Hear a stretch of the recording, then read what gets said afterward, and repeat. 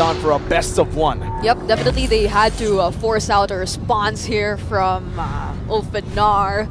We're seeing the glue being picked up even as a way to respond to all this. And yeah, it's mobafred coming back here, and he's facing off against Tienzy, both junglers who I think we really need to watch out for because they're very keen on getting that jungle control and advantage in terms of the farming.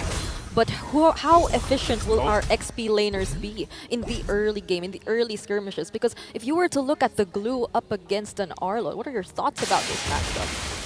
I mean, the glue against the Arlet is a matchup where, I think for the Arlet, mainly, you don't really want to go for any trades here. All you want to do is farm up, wait for level 4, and then participate in the fights. Yep. I think most of the fights we're going to see in the mid lane, this is a very aggressive Lo Yi Hylos against a very aggressive Cho and Aurora too. So it's all about the mid lane here, and you can already see that Lethal Ignition and Bargain Hunter. Man, Hoon is going for that snowball for sure. He's doubling down on the early game power of the Lo Yi. Yeah, and how will Hoon create all this space, especially with the Lu Yi, one of the best mages who you could rely on in terms of doing that. So they can really take ULFHEDNAR by surprise every now and then whenever they want to. But then another thing I think we have to really watch out for is Xia once again showing us another Granger Gold. Earlier, it wasn't as successful, but all things considered, the lineup right now that BLOODTHIRSTYKINGS have decided to field for this game, it seems like it could be a little bit more coordinated in terms of whenever they want to pick the team fights. It's also much better as a front-to-back composition. Well, thanks, good read on that. Ooh. It's a Shunpu out here. And I do want to talk a bit more of the Arlet pick, right? Because the Arlet is something we don't really see too often nowadays, but with the Fredrin in the jungle, it does make sense for you to go for the Arlet. You get so many resets. Especially because pops in Revitalize, goes over the Sun, the final slash will connect to the Tienzy. Full lock up there, first blood for Hoon. That was unfortunate. The sustain was still there for Shark. He had his Revitalize ready.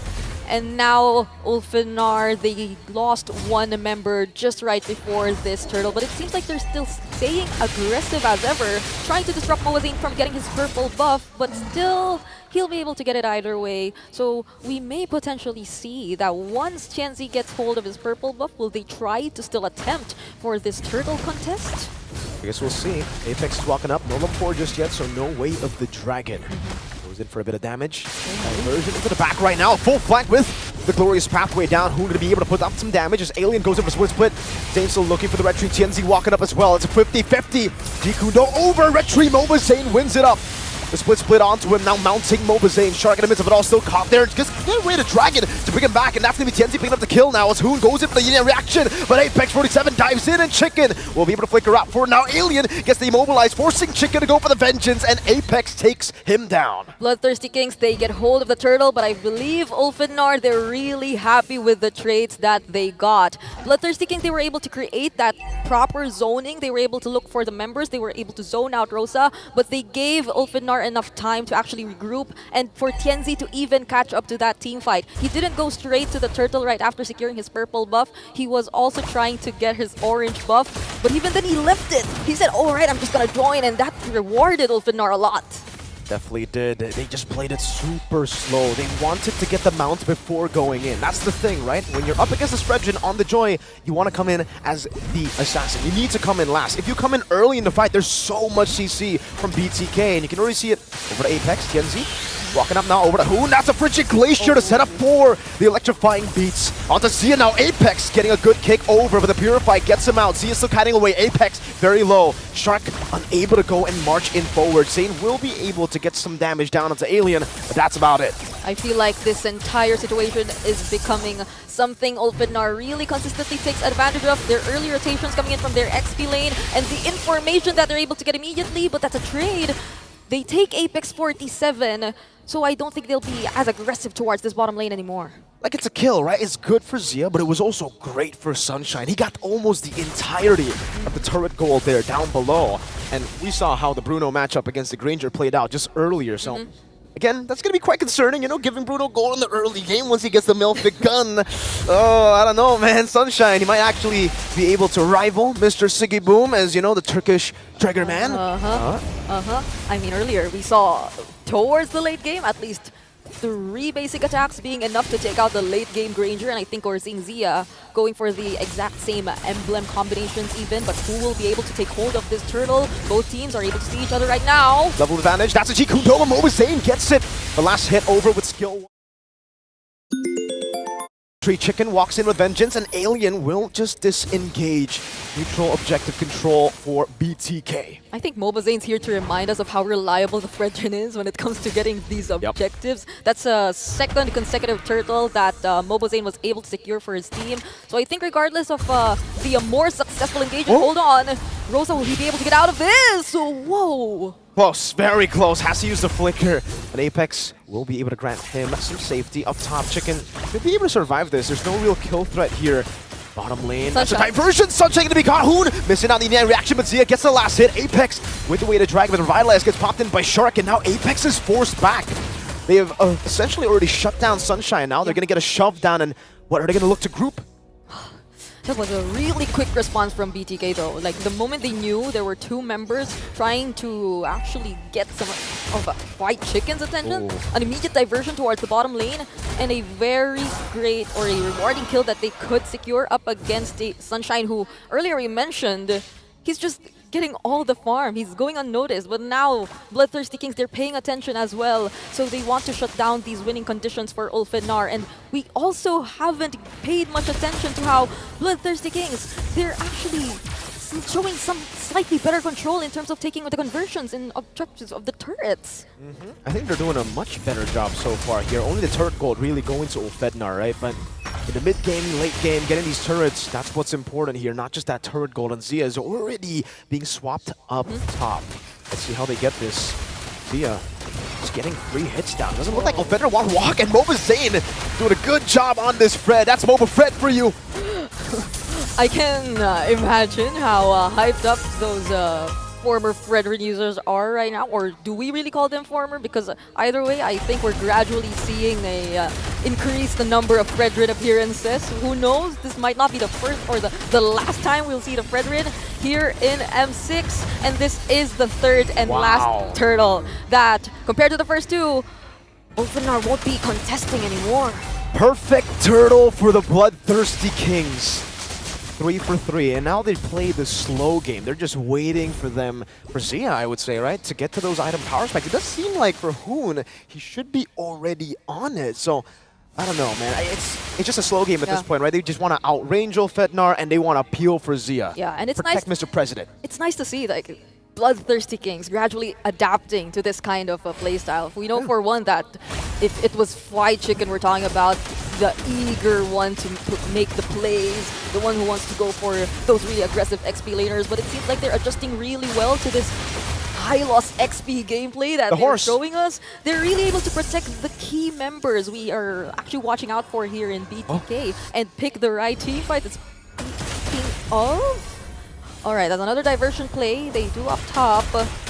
So right now, the problem for ULFHEDNAR definitely is how could they expect all these team fights that will come from BTK? And now that they're struggling to get the pickoffs, they're struggling to get the way of the dragon towards towards Zia. But speaking of, that's an attempt though. Great final slash to Flicker. Now Rosa gonna be caught. fwydchickn just staying on him. The way to dragon appeal, but now the vengeance and the last shot. Rosa is down. Sunshine gets a trade in the bottom lane. That's a tier 1, but still, BLOODTHIRSTYKINGS definitely leading here. And I don't know, Brigitte, but BTK, this team finally coming back on stage.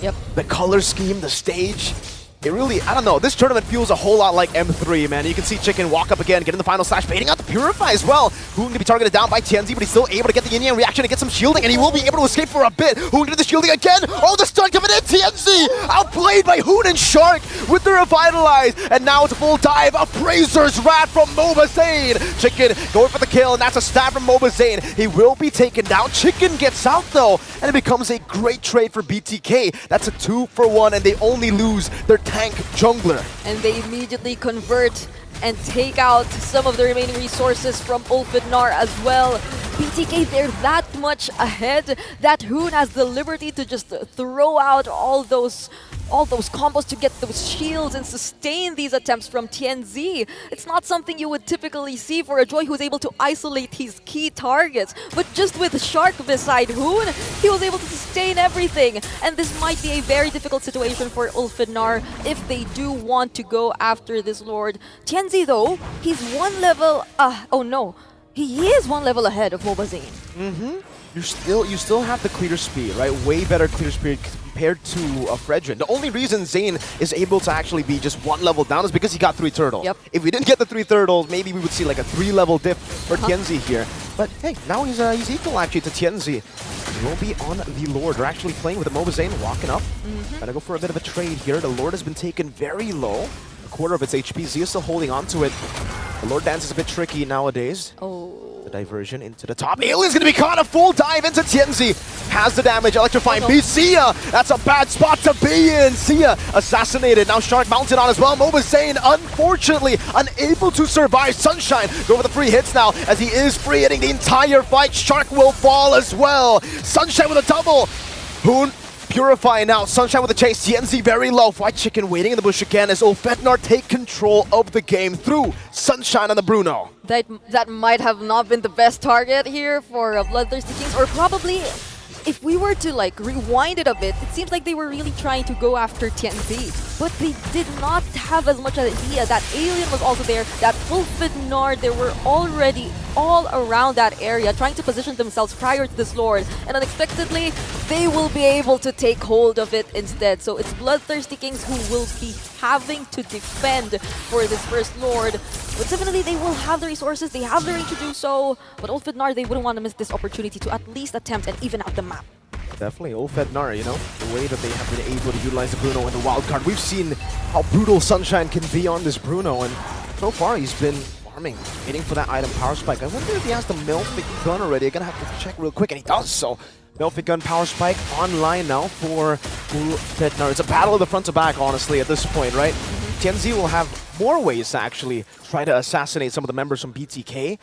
But ULFHEDNAR's front to back, it's kind of a different version. BTK plays a front to back with a lot of frontliners. ULFHEDNAR played a front to back with a lot of assassin backline threats. Yep. So Tienzy essentially becomes kind of a distraction. Yeah. So that Sunshine can free hit like we saw earlier. Yeah, and for Apex 47 to actually find the right targets this time around, I mean, they can be slightly more aggressive compared to earlier, but they decide to go for the diversion towards the purple buff. Rosa gets caught, Apex gets away with Dragon now, and Sunshine is completely zoned away. Apex with a flicker out, Alien split to escape, and it will just be a 1-for-0. The Lord advantage from ULFHEDNAR, they were able to get some turrets, but BTK fend off the tier 2 in the mid lane. Honestly, those those very decisive diversion plays can either go like really good or really bad for BTK, and that was an example of a really good diversion play. In as much as they probably had an idea that majority of the members of ULFHEDNAR were there, it's also probably ULFHEDNAR not expecting that they'd actually teleport there and pick a fight.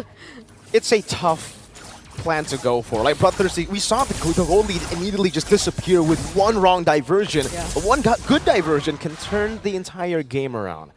For BTK though, they don't actually need to rely on the diversion that much. They can actually just play the normal front to backs as long as they keep Zia intact and as long as they actually save some of their CC abilities for Tienzy. This Joy is going to have a tough time diving into BTK. Yep, and honestly, that's the play that has continuously punished these attempts from ULFHEDNAR. The proper timings of the final slash, but they find Alien! Alien just got disintegrated. Sunshine sniped down. That's another! Oh! Almost threading the needle. Apex 47 able to body block. But we're getting to a point in the game where the range is starting to play a big factor. Just like in game 1 with Innocent on the Granger, now it's Zia on that Granger. Yeah, and I mean, even if they decide to like take on these fights head on and right in front of these members, that's like increased accuracy for those skill shot based skills from BTK to actually connect towards ULFHEDNAR, and as we've seen it earlier, that's Alien, one of the tankiest heroes from ULFHEDNAR, but he surprisingly just disappeared in the blink of an eye. So BTK, they may take control of this Lord pit, and could this be a much more successful attempt at taking the Lord compared to earlier? They gotta play with the poke. I think, you know, they have all the tools to make it better than before. They just gotta play with Zia and Hoon. They have so many ways to chunk ULFHEDNAR low before the fight even happens. Because for ULFHEDNAR, it's really all about engaging. It's really all about destroying that front to back. if you poke them out of these fights, they might not even be able to do that. And you can see with the advantage they have in the side lane, yeah, ULFHEDNAR will have to deal with the mid lane, will have to constantly rotate into the bottom lane later on as well. BTK have the control. 3 members are just hiding here in the left mid bush, but it seems like they have a different plan in mind. Sunshine! Oh, gonna be caught in the flanks. Hoon with a diversion that might have just won them the game. Tienzy in the midst of it all. Tienzy seed. It is the mount on Shark, but you do not mount a horse without getting tapped down by the man who plays the horse. fwydchickn takes him off. Alien is down. Apex will be forced to recall, and BTK get the 2-for-1. And that clearly is a win for BTK here. Will they proceed with taking the Lord? Because some members seem to be running after tienzy right over here, but tienzy will still take him on. Great electrifying beats and the winner crown too. Now it's Rosa who walks in forward. Tienzy again taken down before he can go for the kill. Now Apex looking for the play, goes over to Jikundo, just buying a bit more time, and BTK will be forced back because of the damage that Tienzy has done. And you said it, they bought time. They bought enough time. Sunshine is now back in the game, but that's a quick diversion once again. Will they find Apex 47? They do, but he gets to Jikundo out. So they regain control of this Lord, and now that Tienzy's gone, they will clearly take it for themselves. Not unless ULFHEDNAR, they still want to attempt and take on a team fight. No, way too dangerous. Good glorious pathway, and BTK take the enhanced Lord in the 16th minute of the game. That's MLBB for you, getting the neutral objective. And now it's back to where they started when they had that gold lead. 2.6k gold lead over the BTK as they build this Lord advantage. We're seeing a very systematic gameplay once again from BLOODTHIRSTYKINGS, but in some parts, a slightly experimental approach towards playing the game as well. We're looking at really good gold in the hands of key members of BTK right here. Hoon, you mentioned it, he's already completed all of his items compared to Rosa. Clearly struggling right now and trying to position himself as the Aurora. It seems like he's been a consistent target for BTK ever since the beginning of this game, but Hoon, wow. Wow, that was a crazy diversion take from Hoon. I didn't think he would take it, but you know, he does. He knows that there were a lot of people there to help him out. Oh, Tienzy was looking for a flank, gets caught out and spotted out. He will just go to the purple buff. I don't know if BTK will... no, they won't chase Tienzy. They're just going to play with the Lord and maybe look for the Lord charge. But no, they're actually taking it super slow. Won't play for the Lord. The Lord gets taken down. Sunshine deals with it. They'll steal the purple buff away. Oh, now Apex is chain CC, but he does have the Shun Poo. So, yeah, it becomes a kind of just...